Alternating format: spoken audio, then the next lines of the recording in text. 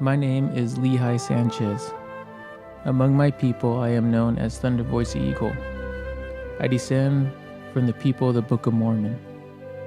This is the story of my painting.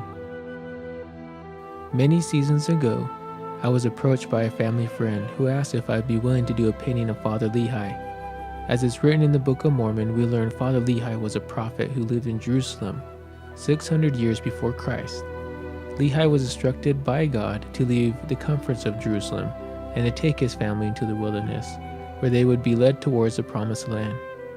After I had accepted my friend's offer to do the painting, I realized that there was someone in my life that I could use as a model for Father Lehi. This man was my own father, Ezekiel Sanchez, Good Buffalo Eagle. He is a Totonac Indian from the tribes of Mexico. At a young age, he began to wonder if there was more to life than just working long days in the migrant fields, so he began to search for light. He knew he needed an education, and despite the long days of work, accompanied by school, he graduated with an art scholarship to Brigham Young University. This is where my father found the light that he was searching for. He found the gospel of the Creator and soon entered the waters of baptism. His life filled with a joy he had never known before, and despite all odds, he left to serve a full-time mission so that he could share the happiness that he had found. Upon return, he fell in love with a beautiful Navajo girl, my mother, and married her in the Salt Lake Temple. Just as he began to feel financially secure, he received a call from an old friend, Larry D. Olson, to go start a wilderness therapy program for troubled youth in the Arizona desert. This program would be completely non-profit and would mean years of work and financial uncertainty for my father. He left the office that day looking at all the many treasures that he was blessed with. I once asked my dad what it was that made him want to leave all that. This is what he said to me.